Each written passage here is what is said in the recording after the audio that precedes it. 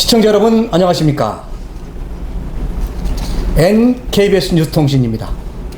오늘은 우리 사회에 만연되고 있는 갑질 문화에 대해서 집중적으로 다뤄보도록 하겠습니다.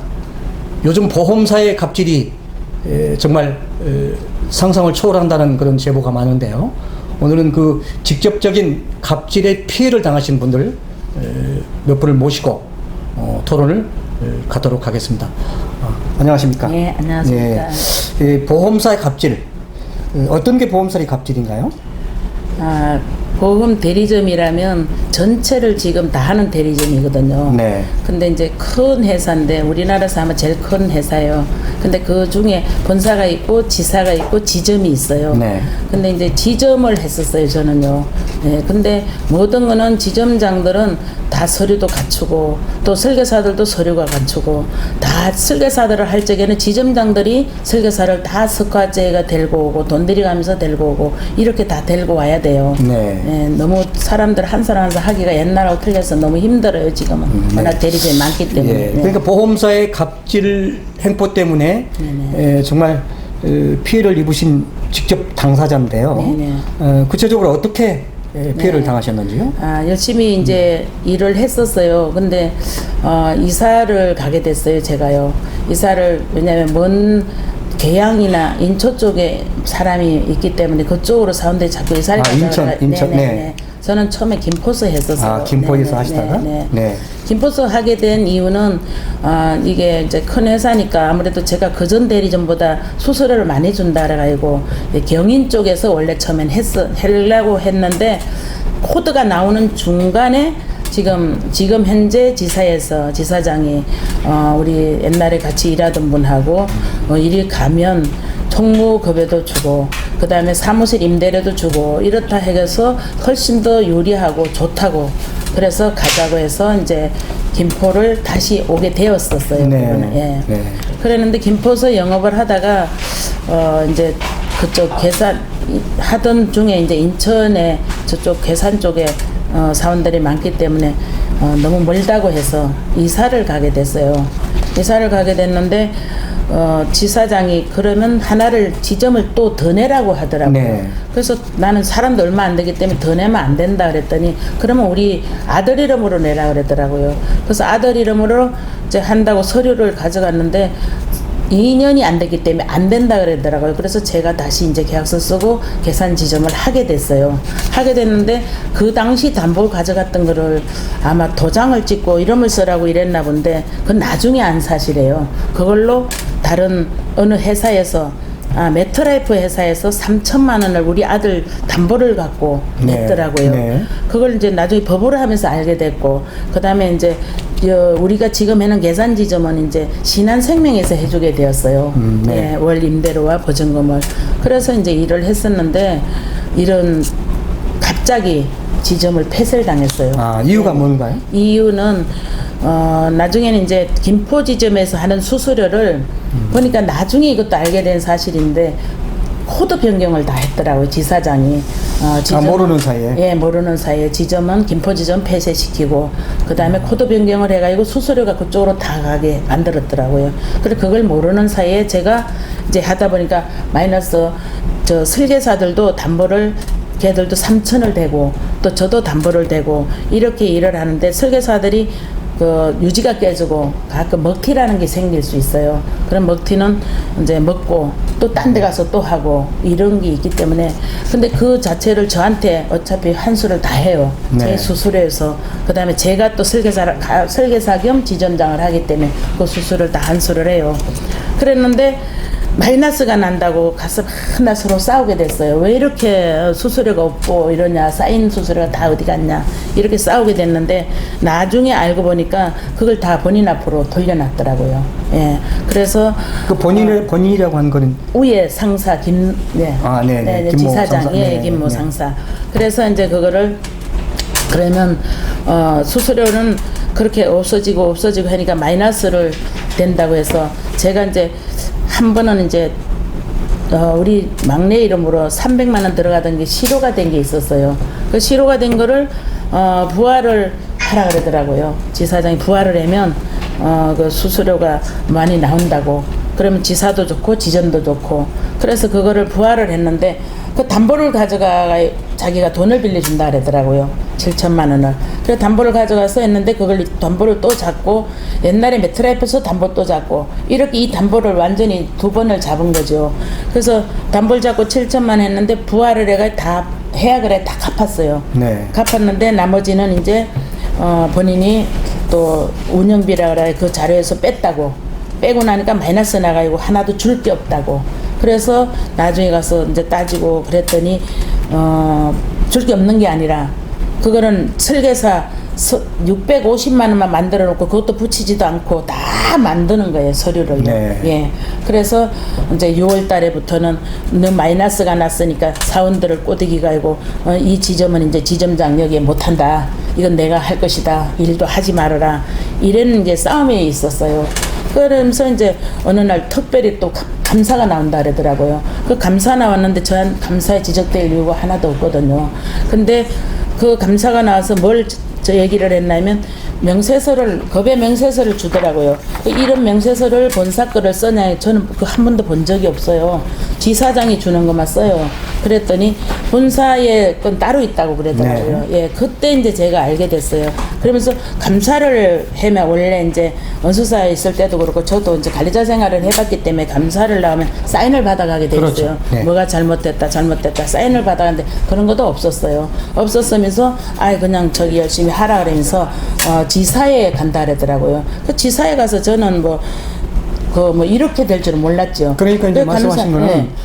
본인이 정확하게 인지도 않고 모르는 사이에 이런 어떤 일련 네네네. 과정들이 다 지나갔다 이거잖아요. 네네네. 그렇다면 이렇게 일단 뭐 보험사의 횡포, 갑질 이렇게 네네. 얘기했는데 한 부분이 아니라 정말 만연된 어떤 그런 행태일 것이다. 네네. 그렇게 생각하고 네네. 계신 거죠? 또 그게 사실이고요. 네네. 예, 그러면 직접적으로 주위에서는 몇 분 정도 이렇게 피해를 당하신 우리 거죠? 지사에서만 해도 지점장들이 6명이 그렇게 당했어요. 네. 그다음에 이제 설계사들도 제가 볼 때 많이 뭐 형사건의를 해가지고 막 집어넣은 사람도 3명이 있고 막 그랬어요. 아, 네. 예. 그래서 지금 저 같은 경우는 폐쇄 이유를 이제 법적으로 와서 나중에 보니까 감사 나온 지적에서 179건이 경유계약이라고 돼 있었어요. 경유계약. 예. 경유계약이라는 게 어떤 뜻인가요? 경유계약이라는 거는 네. 자기 코드가 나오기 전에 보험회사 보통 이제 코드가 나오기 전에 지사에서 다른 코드를 주면서 한 2, 3개월 동안 쓰게끔 해주는 게 있어요. 근데 우리 처음에는 우리 지사도 코드도 없이 본인 지사장 코드로 하고 그렇게 했었어요. 네. 근데 이제 그 코드는 우리가 할 수는 없는 거예요. 지사장이 만들어주는 코드로 이렇게 쓰라 그러고 또 이제 그거 쓰고 나면 명세서를 또 줘요. 저 통장으로 돈 넣어주면 이걸 이렇게 붙여주라고 명세서 개인 명세서 다 있어요. 그랬는데 나중에 그 병류계약이 누구 건지도 모르고 고객이 누군지도 몰라고 설계사가 누구인지도 모르면서 179건 경유계약이 있고 이렇게 마이너스가 나서 폐쇄시켰다. 그 너무너무 어처구니없고 억울하죠. 그래서 억울해서 우리는 금강은행, 공정거래 이런 데를 다 해봤어요. 네. 그랬더니 소용이 없어요. 답변도 없고, 그거는 직접 지사로 내려보내고 본사로 내려보내고 이건 우리는 알 수가 없는 거예요. 그래서 형사건은 뭐 법적으로 하는 중엔 특히 또 안 된대요. 그쪽으로 하라 그러면서 절대로 안 해줘요. 그럼 답변도 우리는 정말로 약자들은 어디다가 어떻게 하소연할 데도 없고 금강원을 최고로 믿었는데 알 수도 없고 정말로 믿을 수 없는데도 금강원이에요.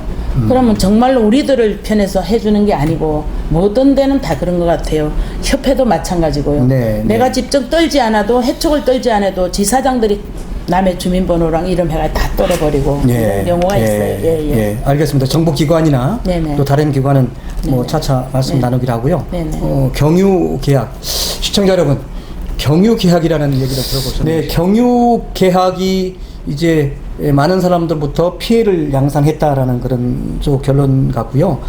그렇다면 본인이 직접적으로 피해를 물질적인 피해도 많이 보았을 것 같은데요. 그럼요. 네, 어떠한 것들이 있나요? 설계사들을 데리고 오려면 스커비도 들어가야 되고 그다음에 엄청난 돈이 들어가요. 그 한 사람 한 사람 하기가 너무 힘들어요. 네. 예. 그러면 4년이라는 일을 했으면 고객도 굉장히 많이 쌓여 있어요. 아니 이제 여기서 스카우트비라고 한다는 것은 공식적인 게 아닐 것 같으니까 예, 언급하기가 좀 그렇고요. 실질적으로 전체 다 그런 거니까. 그러니까 이제 뭐 네네네. 보편적으로 그런 네네네. 문화일 텐데 이번 갑질의 행포로 네네. 나는 나를 포함해서 많은 우리 그 지점장들이 이러이러한 피해를 받아. 특히 나는 이런 피해를 받다. 어떤 것인가요? 네네. 4년간 일했다면 그 일한 수수료가요. 적어도 정식적으로 준다면 본인이 코드 변경 이런 걸 안 했다면 최하 1,000만 원에서 1,500만 원은 나와야 돼요. 저도 설계사 일을 하고 있기 네. 때문에. 월? 네네. 네. 그게 쌓여서 3년간 가는 거기 때문에. 근데 그걸 어느 날 다 가져갔기 때문에 저는 살 수도 없고. 네. 그 다음에 정말로 일터를 설계사들이 있어야 제가 일을 하잖아요. 그 피해라는 건 엄청난 피해고요. 그 다음에 저는 지점을 못하게 한다는 거예요. 내가 무슨 잘못을 했다고. 지점장은 절대로 그만다고 이렇게 나오고는 우리 또 아들들은 다 해촉을 시켜야 된대요. 다른 사람들은 원하는데 보내준다라고. 사실은 이 사원들을 본인이 데리고 갈라 다 만나봤어요. 지사장이 데리고 가려고. 네. 그러면 우리 같은 경우는 10%만 지사장이 가져가고 90을 우리를 주기로 했는데 그거를 다 100%를 본인이 먹으니까 그래서 아마 데려가려고 그러고 또 제가 사원들 지점장들 막 다 저렇게 힘들게 하고 그랬다 소리 듣고 저는 그렇게 하면 안 된다고 도로 그 사람들 왜 그런지를 자꾸 얘기하고 이랬더니 내가 이제 가시처럼 걸린 거죠. 제가 자꾸 바른 말을 하니까. 그래서 저는 이제 없애려고 한 거죠. 다 뺏어버리고. 다른 사람은 갔어 저겠지만 저는 가지도 않고 있으니까 우리 거를 다 뺏어가려고 이제 만든 거죠. 그거. 네, 그동안에 이제 쌓았던 실적들을. 네네네. 네. 그러면 이런 그 물질적인 피해 또 정신적인 피해도 많이 보았을 텐데. 너무너무 힘들었죠. 네, 정말 마음이 아프시겠습니다. 네. 그러면 이걸 위해서 뭐 정부 기관이라든가 네. 또 법적인 어떤 네네네. 그런 뭐 소송이라든가 혹시 처음에는 네. 이제는 우리는 금융감독원밖에 이제 우리가 고소할 네. 데가 없기 때문에 금융감독원과 공정거래 이런 데를 다 했었어요. 근데 답변도 없고 또 너무 억울하니까 그럼 법적으로 하려면 하라고. 어차피 뭐 내 돈 뺏기냐 네 돈 갖고 하는 거 이런 식으로 얘기를 했었어요. 그래서 저는 법적으로 해봤지만 법이라는 게 이렇게 힘든 줄은 몰랐어요. 그럼 서류도 없는 상태 우리는 다 막아놓은 상태고 본인들은 서류를 다 만들어 오는 상태고 그러니까 완전히 무슨 뭐 계란 갖고 바위치기잖아요. 회사와 싸우는 거고 지사장과 싸우는 거기 때문에 정말 그 정신적인 피해와 그 정말 살기 위해서 지점 다른 지점을 또 만들어서 하면서 해야 되기 때문에 죽고 싶을 정도로 힘들었죠. 네. 근데 빚만 잔뜩 주고 집 두 채를 다 뺏기고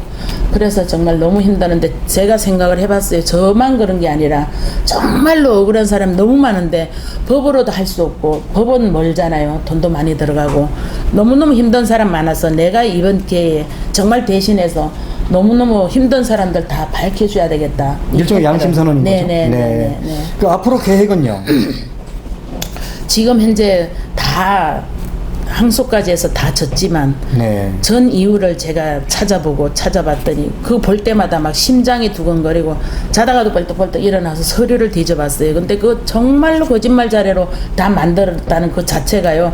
우리는 판사고 변호사고 믿을 수도 없어요. 이해가 안 가요. 우리가 봐도 초등학생이 봐도 그거는 알 정도인데 어떻게 그렇게 당할 수가 있는가 싶어서 보다가 한 장을 제가 발견하게 됐어요. 네. 대의변제라는 거를. 아, 저는 대의변제? 네, 대의변제가 뭔지도 몰랐지만 반소라는 것도 뭔지도 몰랐어요. 뭐 대신 뭐 변제한다는 게 반소라는 게 왜 반소를 해야 되는 게 내 있는 걸 다 가져갔는데도 또 반소라는 건 본인이 받을 게 있다고 하는 게 반소래요. 그래 어떻게 다 가져가고도 또 받을 게 있다고 했나 그랬더니 나중에 보니까 저의 집 우리 7천만 원 빌려 갚았는데도 그거를 안 풀어주고 아이고 그 배당 경매당했는데 배당금이 5,900이 있었어요. 네. 그거하고 똥 맞춰가지고 반소라고 해왔었어요. 그런데 정말로 없는 자리 있는 자리 이만큼 붙여도 그건 아무나 보는 게 아닌가 봐요. 그래서 그 속에서 제가 사장의 이름을 봤어요. 대표이사 사장 이름을 도장 찍은 걸 봤어요. 네. 대의변제라는 거는 사장이 어떻게 지사장이 사장을 돈을 어떻게 갖다 주는가. 그럼 돈을 정말 줬다면 준 자료가 있어야 되잖아요. 통장으로 보채줬던가. 그렇죠. 네. 그럼 뭘 어떻게 해서 줬다든가. 거기 전혀 없이 자 2,800만 원 마이너스 났으니까 뺏은 거. 그 다음에 뭐가 얼마 해가지고 5,900원 딱 만들어 온 거예요. 그럼 예. 그래서 저는 이제 정말 저 빌려줬다고 한 것까지 전 빌린 거 사실은 아니었는데 나중에 빌려준 거 부채다 해가고까지 반소로 해갖고 대의변제했다 이렇게 나왔더라고요. 그래서 이 사람 전화번호를 모르다 사장 전화번호를 알아 전화를 했어요. 전화를 했더니 자기는 그런 거 모른대요. 어떻게 회사가 했다는 거예요. 회사는 사람이 아닙니까? 회사 사장은 호수아비입니까? 그렇잖아요. 회사가 도장을 찍을 때는 저는 우리 아들 데리고 도장 한번 찍어가지고 집까지 다 뺏긴 사람인데 어떻게 대표이사라는 사장 도장을 찍고도 어떻게 자기는 모른다고 발뺌합니까? 그래서 전화를 계속하고 문자를 넣고 만나달라고 만나주지를 안 해서 그 점 지금은 사장을 그만뒀기 때문에 2년 반이나 됐다는 거예요. 그만뒀어도 그 당시 찍은 건 책임을 져야 되잖아요. 그래서 제가 문자를 넣고 지사를 찾아갔었어요. 나타나지도 않아요. 전화도 안 받고. 네. 그냥 본사로 그럼 오라고 하도 내가 계속 넣었더니 본사로 오라고 하더니 갔더니 리스크 위원이랑 민원실이랑 그 사장이랑 셋이 앉아가지고 법으로 해서 다 져놓고 뭐가 저기 하냐고 저는 기가 막혀요. 그래가지고 사장은 자기는 한 게 아니라 회사가 한 거기 때문에 자기는 나간다고 빠져나가고 회사는 도대체 뭐 하는 데예요? 1%의 리스크 자금을 갖고 몇 백억씩 갖고 있으면서 그 돈은 어떨 때 쓰는 건지 정말로 밝히고 싶어요. 네. 그러면 지사장은 잘못하면 리스크 자금을 주고 우리 지점장은 잘못됐으면 뺏어가고 리스크 자금은 전체 수수료를 떼는 거거든요. 1%라는 수수료를. 근데 법적일 때 이럴 때 약자들을 위해서 돈 쓰는 걸로 저는 알고 있어요. 리스크 자금은 좀 밝혔으면 좋겠어요. 네. 정말 감사가 나가갖고. 예, 여기서 지점장과 지사장의 역할을 좀 간단하게 설명하면요. 네네. 지사장은 본사와 특히 우리 지사장 같은 경우는 부사장을 했대요. 아, 본사예요? 네네. 네. 최초부터 했다 해가지고 자기네 처음에 한 사람들은 뭐가 따로 있나 봐요. 저는 잘 우리들은 모르지만 그러면 지사장은 우리 본사에서 뭐 돈이 특별한 들어오는- 혜택이 좀 있나? 예. 네. 그건 알 수는 없는 일이지만 이제 돈이 본사에서 내려와 우리를 직접 주기로 했어요. 사실은 급여를 10%만 띄고 직접 주기로 했는데 본인이 다 가져가 이어서 주물러가 만지가지고 다 우리를 주는 거예요. 그러면 몇 프로를 주는지도 모르고 우리는 그냥 당하는 거예요. 한 수에만 총알바지예요. 우리는 지점장들은 총알바지로만 있는 거예요. 네. 잘못되면 뺏어가고 잘되면 주지도 않고 다 먹어버리고 그 다음에 시책이라는 것도 있는데 지금 제가 지사를 해보지만 시책이 엄청나게 많아요. 그래 지금 금강원에서 시책을 그만 걸어라 이런 일도 있는데 사실은 그 당시는 제가 알기로는 500~600%가 됐었어요. 시책이 손해보험 쪽은요. 그러면 그거를 우리한테 잘 줘야 100% 줬었어요. 100% 정도 줘놓고는 나중에 그것도 밝힐 없다는 거예요. 자료가 다 폐쇄시켰다는 거죠. 그럼 그거를 법원에서는 시책이라고 통장에 그냥 말도 없이 통장에 돈만 들어왔던 건데 그거를 갖고 운영비라 다 둔갑을 시켜가지고 2억 원을 너를 줬다 이런 식으로 해서 그럼 다 빼라. 우리는 계리사한테 계산을 맡기니까 저번에 계산한 거는 믿을 수가 없는 사람이다 그랬어요. 그것도 수수료 하는 사람들이에요. 믿을 수가 없어서 그러면 법원에서 우리는 그럼 계리사를 되겠습니다. 그 계리사를 해가지고 본인은 안 하겠대요. 계리사라고 하나요? 네, 보험 계리사, 보험 전문가들이요. 아, 보험 네. 전문가를 네네. 보험 계리사라고 하는군요. 네네네네. 네. 자격증이 있는 사람이 네. 국가에서 하는 사람들이니까 네. 굉장히 그게 어렵대요. 네네. 그래서 저도 이걸 하면서 알게 됐어요. 그러면 계리사한테 이제 법원에서 판사님한테 우리는 하겠다 그랬더니 하라 그랬어요. 그래서 이제 계리사 우리가 비용도 우리가 대고 했는데 처음에는 자료를 딱 줘야 되는데 안 주더래요. 두 가지인가를 감춰놓고 주더래요. 그래도 이제 계리사는 어떻게 해가 그 자료를 다 했대요. 해서 한 건 한 건 자 마이너스가 난 거 플러스가 된 거 다 계산을 하다 보니까 3억 3천이란 돈이 나왔어요. 3억 3천이란 돈이 나왔는데 이제 그때부터는 거짓말 자료를 막 계속 가져오는 거예요. 저쪽 상대편 지사장이요. 그러면 그 거짓말 속에는 자 시책비가 운영비로 둔갑하고 그걸 이렇게 줬다. 그러면 우리도 나중에는 그럼 준 걸로 다 하자. 너 원하는 거 쏜 거 다 한 걸로 하자. 그렇게 해도 1억 9,500이 남았었어요. 그러니까 이제 현재 그 법원 계류 중인데 1심, 2심에서는 패소를 했다는 거잖아요. 그러면 하나도 보지도 않아요. 지금 말씀 네네. 속에 1심, 2심을 중심으로 한다면 네네. 그분의 말이 조금 사실이고 네네. 또 우리 선생님 말씀이 사실이 아닌 것처럼 돼버린단 네네네. 말이죠. 그러면 이제 약간 말씀 중에 뭐 변호사도 못 믿는다 그렇게 네네네네. 말씀하셨는데 이제 일종의 이제 우리들은 법률에 대해서는 네네. 아직 미천하잖아요. 모르죠. 예, 예. 부족하고 그래서 법률 대리인을 네네. 우리가 이제 비용을 들여서 네네. 사고 하는데 네네. 사전에 이런 어떤 법률 대리인 즉 변호사들에게 네. 자세하게 설명해서 네네. 정말로 이게 사실인데 이렇게 억울한 피해를 당했다. 물론 충분히 설명을 했을 거란 말입니다. 아무리 얘기해도 보험료고는 못 알아듣고요. 네. 그걸 보지도 않은 것 같아요. 제가 볼 땐요. 어떻게 계산이 나오면 자 이거 빼고 얼마가 남았으니까 얼마 줘야 된다 그러잖아요. 근데 제가 도로 줄 게 있대요. 있을 수가 없는. 현직 우리가 이제 여기서 우리라고 얘기한 건 네네. 정말 피해를 당했던 많은 사람들이 선임한 네네. 법률 대리인이 네네. 오히려 이쪽에서도 그쪽으로 많이 더 배상을 해줘야 된다. 아니요. 판사가 판결문 내린 게. 변호사가 하는 게 아니고. 네네네. 네. 우리 변호사는 아무리 최선을 다하고 써도 우리 거는 보지를 않아요. 보니까요. 예. 그래서 정말로 어느 변호사분 똑똑한 분한테 제가 그걸 자료를 줬더니 거짓말이 진짜가 돼버렸네요. 진짜가 거짓말이 돼버리고 이거를 다시 하려면 너무 힘들고. 안타깝네. 그럼 처음부터 그런 두 번째 만난 변호사를 썼으면 좋을 텐데, 변호사님들은 그죠? 우리가 알 수가 없잖아요. 누가 잘하는지도 모르고. 그 다음에 좋은 변호사들은 돈이 막 몇 천만 원 들어간다는데 네. 우리는 그럼 알 수도 없고 재산을 다 뺏겼기 때문에 할 수가 없어요. 그러면 정말로 작은 변호사들을 사과하다 보니까 끝없이 5년이라는 세월이 갔어요. 네. 네. 자, 참 안타까운 현실입니다. 대한민국이 정의로운 대한민국, 그리고 또 법 앞에서는 만인이 평등한 공정한 대한민국이 정말 빨리 정착이 됐으면 하는 그런 마음입니다. 자, 많이 좀 마음도 아프고 또 몸도 아프고 정신적으로 특별히 많이 힘들 것 같은데요.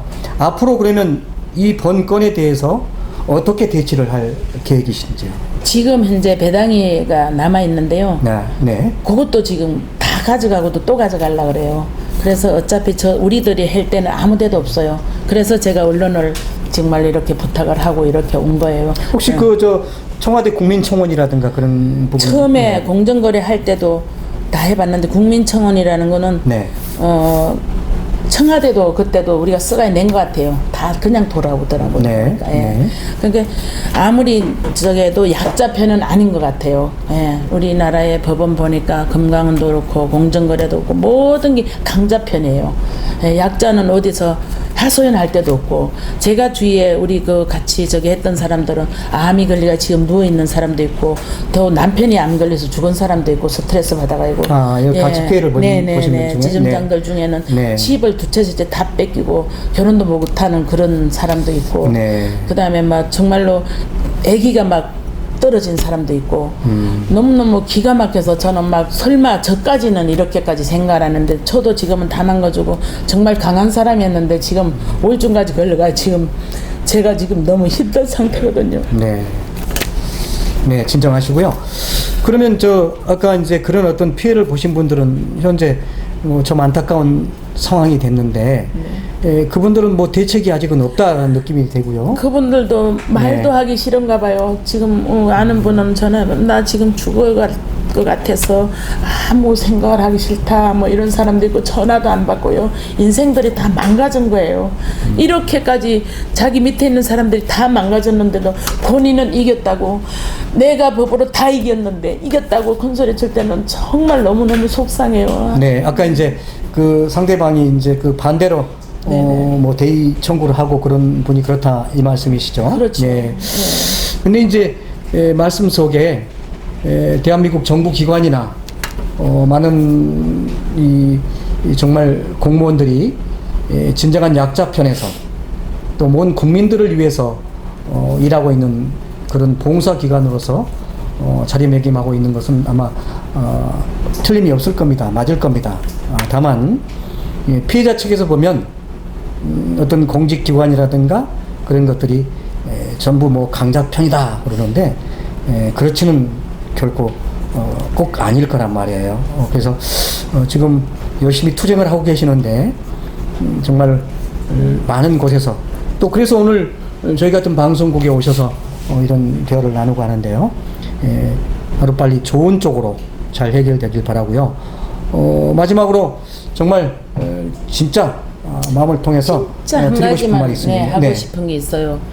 보험이라는 거는 품질 보증이라는 게 있어요. 네, 품질 3개월 보증. 안에 고객이 약관을 안 갖다 줬다든가 자필을 안 했다든가 이런 네. 경우 품질 보증이라는 게 있어요. 근데 어떻게 10번 낸 거, 15번 낸 거 이런 거를 품질 보증으로 포기각서를 고객들한테 받게 해갖고 네.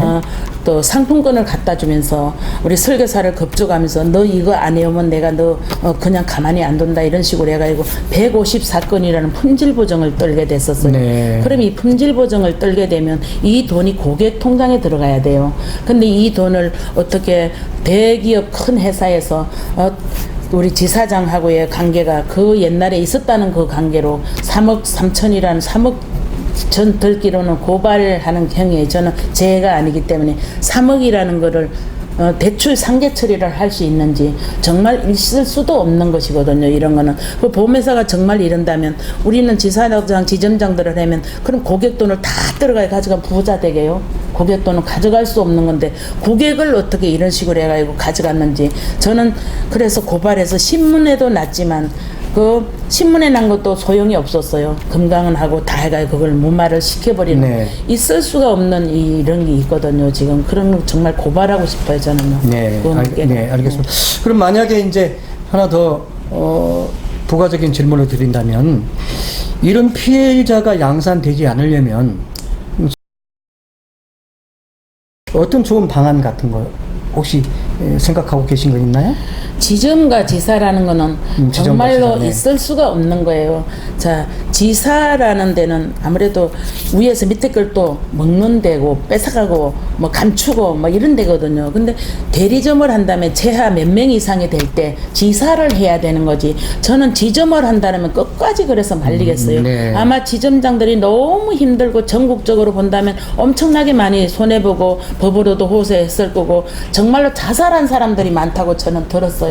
너무너무 힘든 사람들이 아마 많을 거예요. 이 모든 거를 금강은이고 정부 저기에서 정말 철저히 조사해 갑질 좀 하지 않겠으면 좋겠습니다. 네.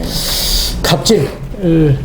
오늘의 주제가 갑질 문화에 대한 청산이라는 것으로 다시 한번 정말 마무리 쪽으로 잡아봤습니다. 우리 사회에 만연되어 있는 이 갑질 문화가 하루빨리 청산되길 바라고요.